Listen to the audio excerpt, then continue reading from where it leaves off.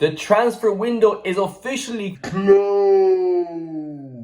So I guess that means all we can do now is actually watch the football.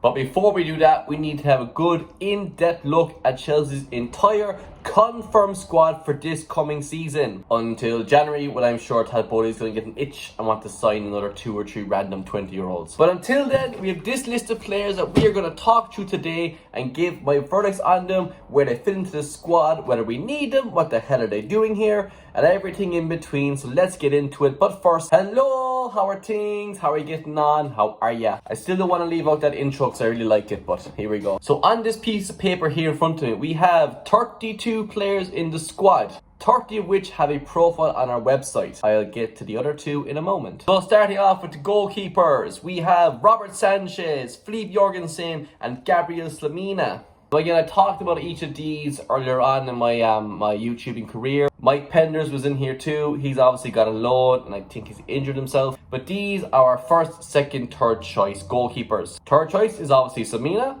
Why you would keep a young goalkeeper who needs game time at your club and not play him is beyond me. You should be sending out all your young goalkeepers to get some time to play somewhere else. You should have an old lad like, I don't know, Ben Foster or I know, some random old goalkeeper. You should have them as your third choice, not a young fella. But then the starting goalkeeper is going to be Sanchez for a while. Sanchez is going to fuck up, and then it's going to be Jorgensen again, like how it was last season. Or maybe even 2 years ago when it was Petrovic. Yeah, I've said enough about Sanchez recently. I don't think he's good enough. I think we should have got Donnarumma. Oh, but the wages! To go through this list, you'll see we are wasting a lot more money on wages than what we would be properly paying to Donnarumma. I don't get this thing. Like, why not just make one exception to the rule and have a good goalkeeper to use for the next 5 or 6 years? Well, actually, Donnarumma isn't very good with his feet. Then why did Pep Guardiola, the manager who only wants goalkeepers that are good with their feet, sign him? But no, sorry. You know better than me. You know better than Guardiola. With the way Guardiola has been going insane recently, maybe you do. His contract is up in a year or 2 at Man City, so you should throw in your name. But yeah, goalkeepers, it's iffy. It's the weakest part of the pitch for us. Hopefully our defence is good enough to stop anything coming near Sanchez. Hopefully we won't see any more goalkeeping howlers like Sanchez did against West Ham with that attempt at saving Paqueta's shot. The best that this position is for us is a C+, but we're going to move on and talk about better players. Reece James and Malo Gusto. You name me better depth in the Premier League. Players at right back. Yeah, with the best right back depth in the league. I don't think there's any issues here at all. Pretty happy with whichever one does start. I would obviously rather Reece James because got the name on the jersey here.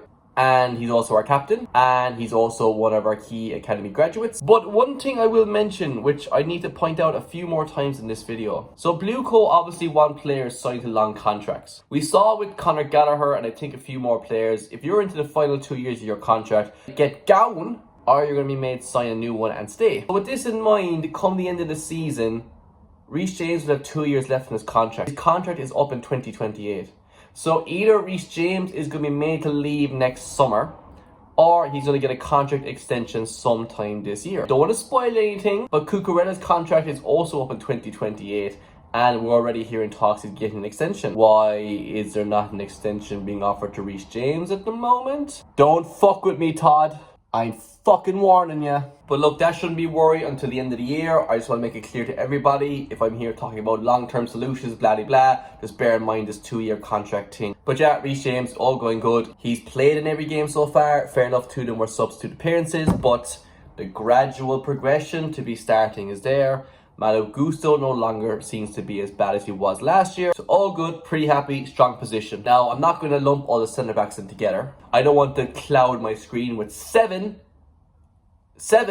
centre backs. And you might know your Chelsea squad and take 7, but there's only 6. Oh, my silly friend. Anyway, let's get into it with one of my personal favourites, Josh Achampong. The man started 1 game. The man has 1 clean sheet. Let's let him start a 2nd game, get a 2nd clean sheet. Keep this trajectory going, and then we'll break our record of only 15 goals conceded in the season. Give him more chances. Fair enough, away to West Ham and at home to Fulham might not be the easiest games in the world, but the likes of Burnley, I mean, who do Burnley have up front? Like, fuck, like... So yeah, give him more chances for fuck's sake, please. Thank you. Wesley Fofana. This man should be back up. Why the fuck should this man start over Tosin or Chalobah? Come on the pitch, he'll get injured, he'll go home. Don't know what the crack was with that Instagram thing about deleting every single Chelsea photo, which was just an admin settings thing. Fuck's sake, like, I mean, how stupid can you be to believe that? Yeah, Fofana, 75 million for the third choice centre back. It is what it is, but yeah, he's fine, he's grand, he's okay. I would literally have Achimpong come off the bench before Fofana. I'm not joking. Why would I be joking? Why is that a silly statement to make? It's not, it's true, he's better. Let's move on to Trevor Chalobah. I've sung the praises of Trevor Chalobah. Trevor Chalobah is great. I don't want to keep singing his praises because firstly, I cannot sing. And secondly, it should surely be obvious at this stage that he shouldn't be sold. He's pretty good. But we have an issue. See that 2028 contract thing with Reece James? Trevor Chalobah's contract is also up in 2028. So the heartless bastards upstairs in the boardroom might try to sell him next year when he's 2 years left. He'll be maybe 27, 28. Are they going to give him a contract extension? I absolutely would. If I was in that boardroom and anybody mentioned about seeing if there's interest in another team buying Trevor Chalobah, I would catch that man by the back of his collar, I would catch him by his belt and his pants, and I would fuck him out the window. I obviously wouldn't do that because there would be a HR department in Chelsea which would then chase me down and ask why did I do that. But Chalobah should be untouchable. He should be up there in the same category as Cucurella, Palmer, Caicedo, all of them. That's it. Moving on, next up is Levi Colwill. The poor man is injured for most of the season. I don't know what to say really. Looking forward to him coming back. Hopefully he doesn't stunt his growth too much. He's not going to fall back like Van Dijk and how many other players did, and it takes some time to build back up. Hopefully he can continue to be a great option for us in the next 2 or 3 years. But anyway, Tosin Adarabioyo. Tosin has stepped up. I can't really say he's displaced Colwill because Colwill's just displaced something in his leg himself. But he's displaced Fofana in my eyes. Tosin is great. It's an example of why you shouldn't only sign lads learning to speak for the first time and only starting to run. I wonder, would we make this transfer today? I don't know, would we? He's a great leader in there apparently. They all call him uncle. But again, that 2028 contract thing pops up. Based off that logic, we signed him to a 4-year contract last year. That's very short.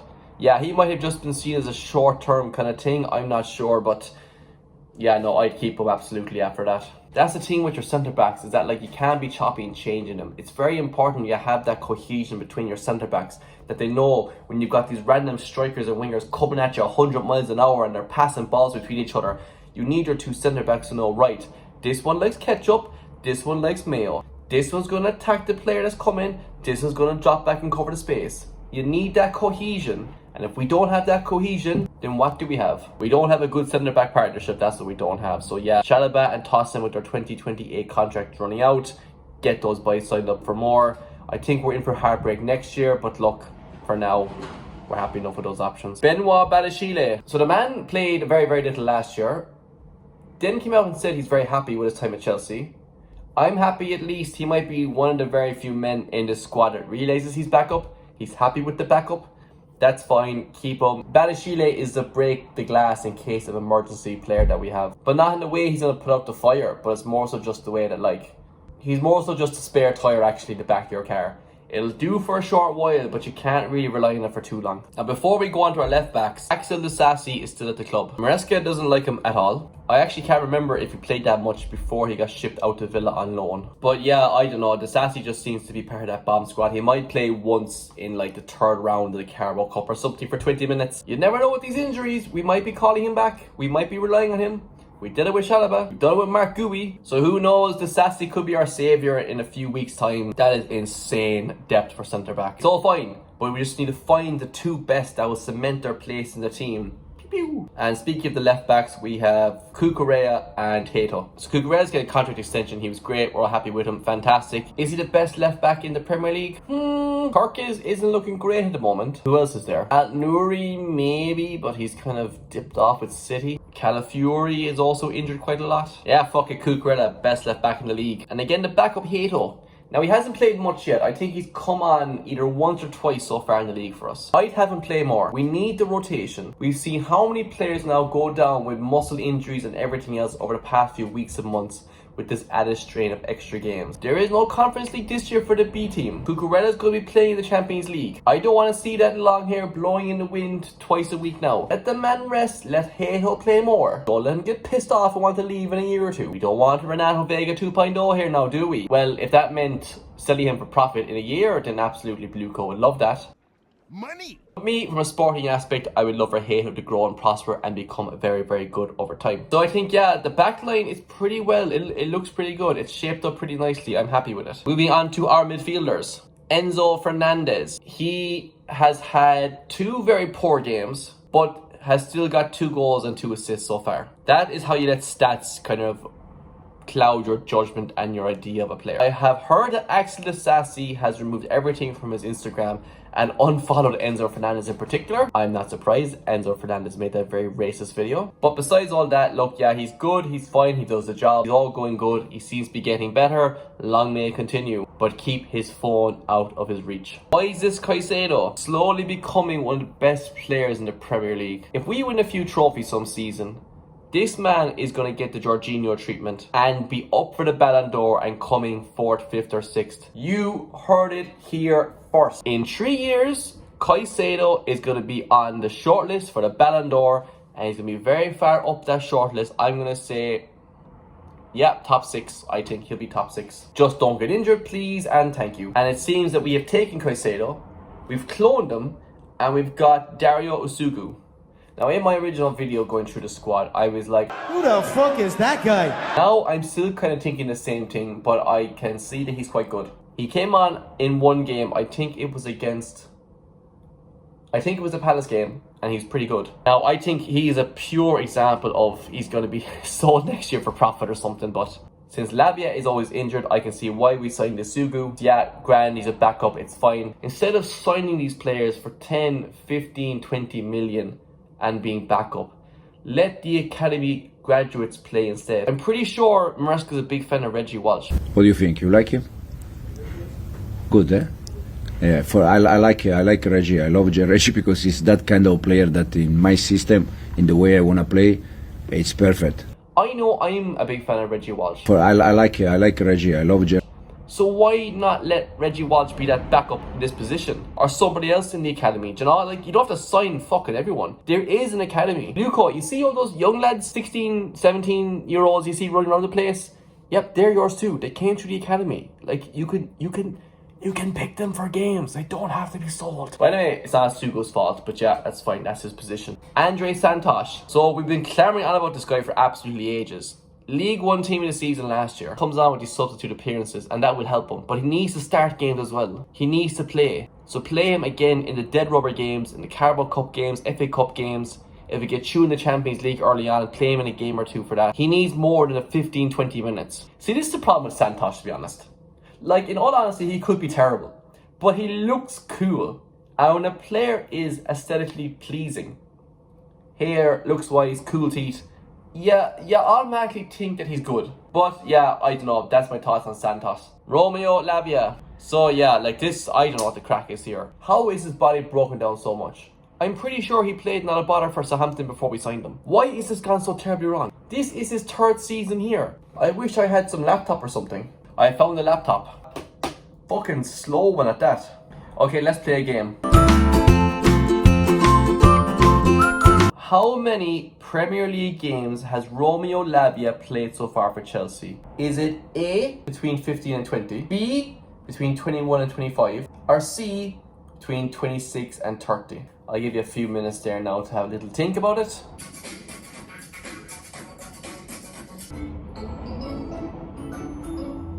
But the answer was A, he's played 17 times. That's very bad. Look, we kept the faith with Wesley Fofana for some reason. Maybe because nobody wants to sign him. But Lavia, look, it's not worked out. If he's still not going to be playing much this season, I would sell him next year. But whenever he is back, he's a fantastic addition to the team. It's like an ultimate team when you get a player in for like whatever it is, like 3 or 4 games, like a loan card, and they completely change your team. That's Lavia for us. I don't know, is he flat out like skateboarding or ice skating or what he's doing in his spare time? But Romeo, oh Romeo, you might break some girl's heart, but you're breaking your legs, and then it's pissing me off. Right, we move on to all of our attacking players. Cole Palmer. He's got a bit of a niggle at the moment. I think we showed in the last 2 games that we don't rely on him as heavily as we used to. But yeah, the fear of Cole Palmer not playing for us isn't there as much as it was last year. We're all praying and hoping that when we come back from the international break, he's going to be A-OK. But yeah, obviously our star player, our goat, our sheep, our lamb, whatever animal you want to call him, he's up there on a jersey, sourced from a lucky man of the beaches in Spain. Regardless, it's here. And regardless, Cole Palmer hopefully will be here back playing properly after the international break. Mind yourself. Don't hang out with Lavia or you're going to get injured. Okay, I wrote down the next guy's name, right? I kind of scribbled it. I scribbled most of the names, but I could read them properly. This guy from Brighton, right? That's basically who I'm on about. Focudio Bunatui. Like, I don't know what I wrote down here, right? You know who I'm talking about. Like, why the fuck do we sign him? I'm just thinking, like, play an academy player. Why are we... This doesn't make any sense to me. I have nothing to say. Like, and if I see one more person on Chelsea Twitter be like, oh, watch him, he's gonna cook. Oh, he's gonna cook. Remember we said Cole Palmer and we didn't know what to make of him. This guy's gonna be the same. They're seeing the positives in this Federico Bacci, Ezio Auditore fella. I don't know. Esteval Willian, the prodigal son, the holy grail, the hopes we all have for him. And he's been pretty good so far. Hopefully he can keep it up. Hopefully he's got the mentality that if he has a bad game or two, he's not going to like lose the confidence. The man seems to be bursting with confidence. Did a bit of coaching and everything else. Like Maresca loves to always point out, it was Esteval that gave away the ball for that goal for West Ham. But yeah, he's pretty good. Our best lineup at the moment has him on the right and Neto on the left. I'm happy enough with that. But yeah, Esteval seems like a great addition to the squad. Seems pretty good. Love watching him play. Here's hoping that he gets a 20-year contract extension. He's only 18.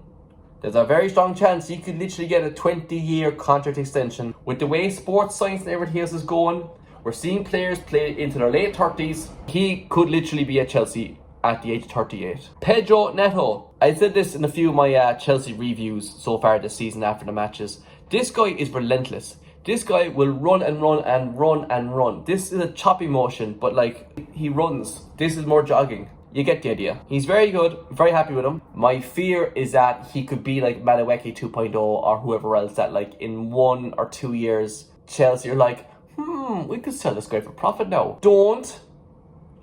Just keep a player for once. Yeah, Pedro Neto, he's doing pretty good. He might be a bit of a father figure to all those other wingers and stuff we have coming in. I'm very happy with him. He's coming along very nicely. Raheem Sterling. I bet you didn't expect me to say that. So Sterling is still at the club. Fair play to me for this tweet. I thought it was pretty good. But yeah, he's still there. Will he be integrated? I don't know. If I was him personally, I would give a big middle finger to Chelsea if they ever asked them to reintegrate. Players can do whatever they want these days. Wissa, Isak, Gyökeres, should they all just say, I'm not playing, that's it? Especially in Sterling's case. Thanks for the 300,000 a week. I'm heading home. But yeah, I don't know. Jamie Gittins, the prime example of judging a player too soon. Fair enough, I haven't been impressed by him, but I still think he should play more often. Neto, we know you're good. Esteval, we know you're good. Gittins, you don't know you're good yet. It's a big enough investment, like, you should really give him a bit of a chance. So yeah, I haven't been impressed so far, but like, look, they're young players, they all grow and develop. Look at Cucurella when we bought him, he was bad. Look at Enzo Fernandez when we bought him, he was bad at parts. Look at Sanchez when we bought him, he was bad. And he's still bad. Look at Mudryk when we bought him, he was bad. You get the idea. So Gittins, I'd give him a chance, wouldn't write it off yet. Hoping for the best for him. Jamie Gittins seems like a nice, quiet, humble young man. If he bumped into you on the street by accident or whatever else, he'd be like, oh, sorry mate. Bumped into you in the pub and spilled your drink, he'd buy you a drink, not a bother, and probably a packet of peanuts on top of it. He seems a nice, delightful young fella. Alejandro Garnacho. But this fucker, I have made it no secret, I don't like Garnacho. I don't care he's a Chelsea player. Oh, he's part of Chelsea, so now you should support him. You should back him. Garnacho is your younger brother that on Christmas Day, when you're looking forward to your dessert, it comes out the fridge and the fucker has already ate half of it. So I don't like Garnacho. I don't see any point in this signing. I actually still can't believe that Alejandro Garnacho plays for my club. I love to be proven wrong. Don't get me wrong, I would love to be proven wrong. I would love for him to come out, show that he's not a prick, show that he's a nice guy, just misunderstood, and play well for us. I don't think it's going to happen. The hate watching will be real on this one. Tyreek George. Like the fact that we have two guys that seem like nice sound fellas on the left wing in Gittins and George, and then you've this other whatever about Garnacho. Tyreek George, I would have him playing a little bit more as well. Thank God, in a way, he didn't get the move to Fulham, so hopefully he can do a Shalaba, come into the team, play great, and earn his position. His contract is up in not 2028, 2027. I saw a tweet today that he might be included in our Champions League squad.